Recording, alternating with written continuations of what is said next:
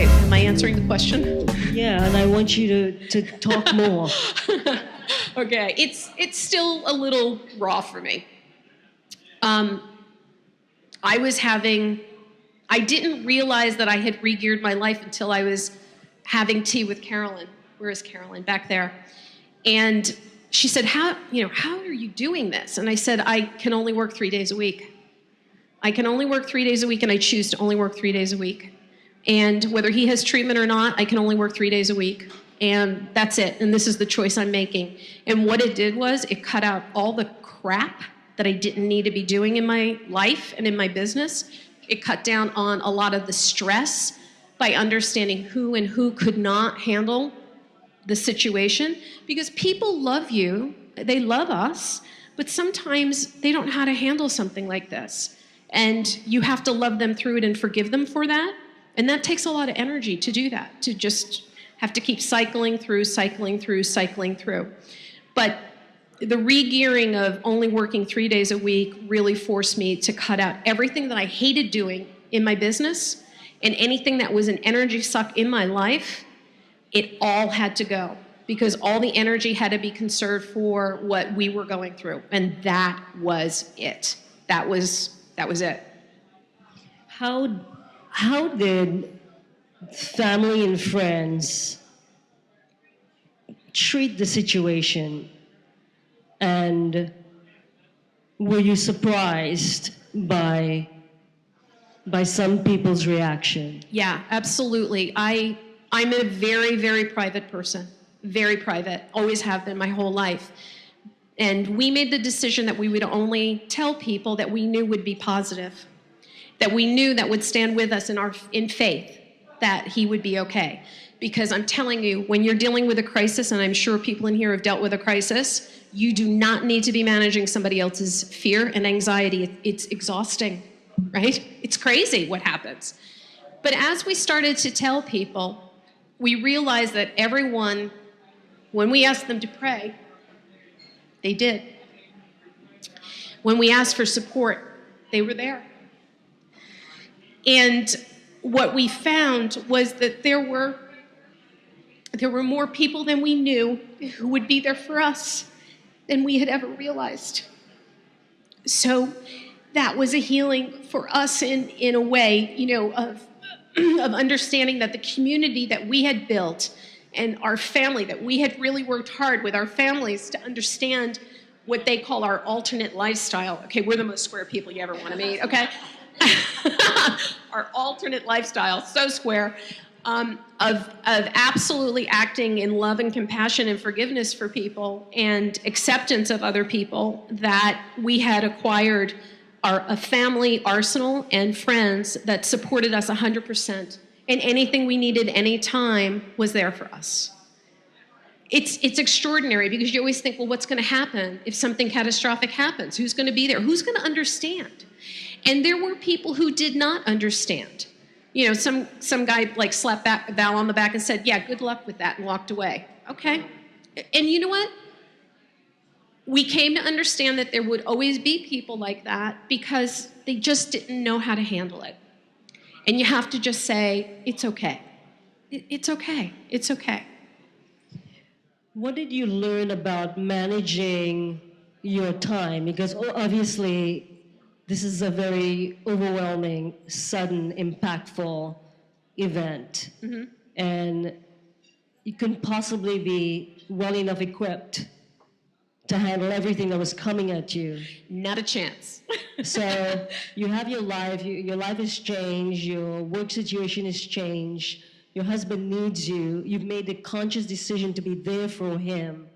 How were you able to manage all of this and get time for yourself? Was there time for yourself? There had to be time for me. There had to be time for me. And anybody who thinks that they can be selfless during this process, you will burn out. Any crisis, I'm just going to tell you, any crisis, you will burn out and you will be no good to anyone. So I had 2 or 3 friends that would call me and say, did you go take a walk? Did you get out? Did you go to the movies by yourself? Because it was about being by myself.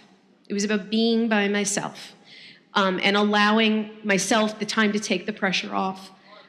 which is, again, something I've never really done for myself. So I had to learn extreme self-care. Yeah.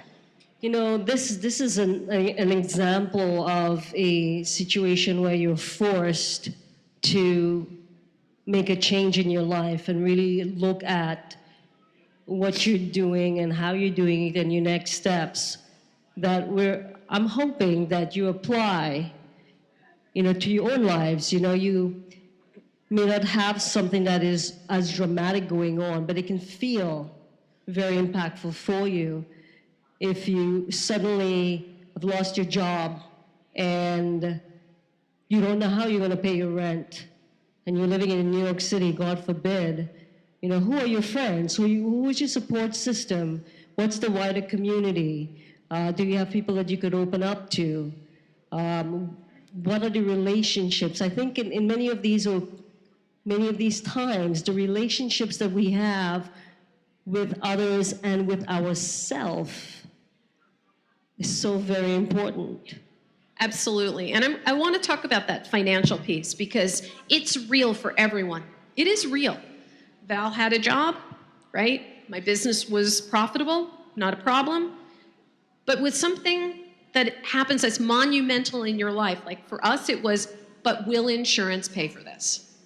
When treatment is $16,000 and it's going on for 15 months, okay? It is about accessing the reserve and power inside of you to, I don't want to say fight because I find that that's almost a negative word in this context, but to stand up for what you need and get it done. And we had to be very convincing with the insurance company to get all of this stuff done. And it could have been catastrophic financially for us. It really could have. And that's why having the community of people who can say to you, what can I do for you today to ease this for you, is so important. It's so important, even if they can't financially help you, but somebody can actually feed you. I mean, I've had clients that have gone through catastrophic job losses, like both spouses have lost their jobs, and they've, done quite well for themselves, but over a period of time are almost homeless, and they've had to have people take them in. This is when you know who will be there for you. Absolutely. And I feel like many times these sort of experiences lead us to a place where you want to rewrite your future and want to start over, and you feel like you have an idea of what are your next steps. But a question that I hope you could help me answer this evening is, having the desire, having the experiences and having the desire, is that enough? Or must certain conditions exist within us and outside of us to give us the best possible level of success? I think you have to have the desire. I think you have to have the desire for it to be different, for you to want to change your life, to find that happiness, okay? That happiness, and for us in our house, that peace, because those are the two things that go together for us, happiness and peacefulness. But beyond that, you have to have the willingness to let go and to surrender and realize you're not going to know the next piece. I can't tell you how many times I've had conversations with other women who are going through change, and it doesn't matter, any level, change in their lives, and they think they're going to map it out and they're going to blueprint this all out, and it's going to be this step and this step and this is what's going to happen. It's the biggest load of malarkey. It doesn't work like that. Have a desire to make the change, have a vision for what you want, and it's going to take time to fill in the middle. Doesn't mean don't have a plan at all. Doesn't mean, free form and just sit on your couch and I don't know what you would do, but there is a place of balance where you have to allow the inspiration and creativity to come in to get it done. And that's not easy. That's a willingness, and that's surrender. And it's not easy. It's a practice art. And what about the conditions that are existing outside of you in terms of, what if you're a loner? You don't have much of a support system, you don't have many people around you. Is it important to build those relationships?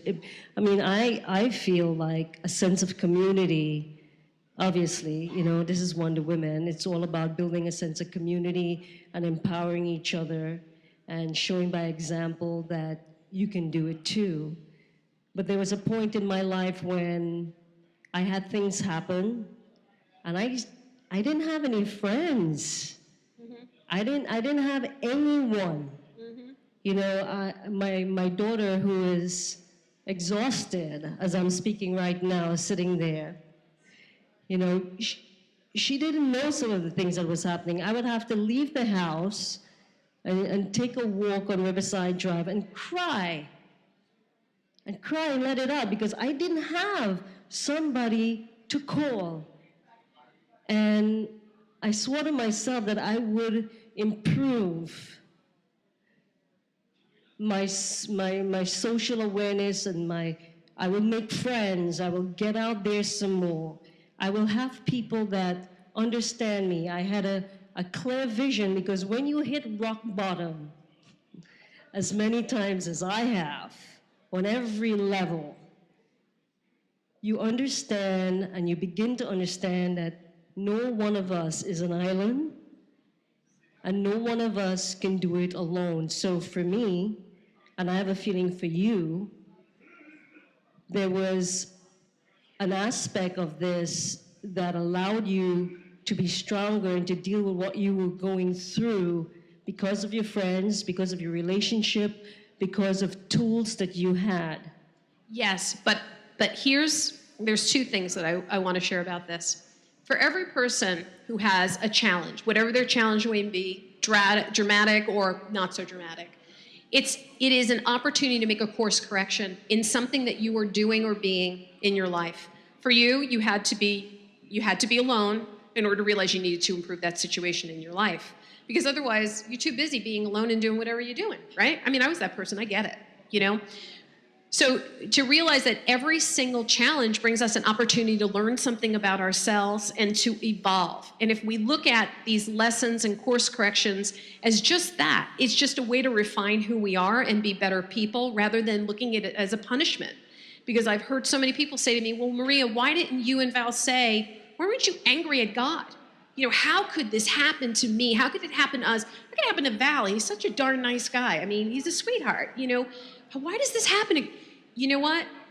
There's so many blessings from this. It's ridiculous. Like I could sit here like a Christmas list and read them down for you about the blessings of somebody having cancer and how it changed our life and our relationship with family and friends dramatically. There is always something beautiful. There's this amazing concept in Japanese ceramics. It's called kintsukurai. I'm not sure if I'm saying it right, but it's kintsukurai, and it is repairing with gold. There's a tradition that when a ceramic object shatters, and this is what happens when we go through crisis and change, when the image of who we think we were or are or what's important shatters, and it's in pieces, and I think everybody in this room probably can relate to that the Japanese go through this repairing with gold, and when they put the ceramic pot back together, it's actually stronger and more beautiful. And that's a really important metaphor to take away from this conversation. Because while things can be challenging, when we get put back together again, when we decide what's important and what we want to focus on, the whole entire picture changes.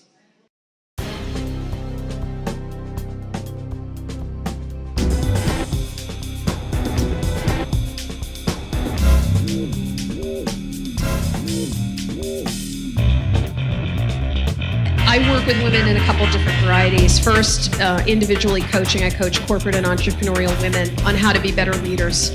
Women think they're terrible leaders. Women are awesome leaders. They just need some new skills and tools. That's it. And I never teach women to be anything other than who they are.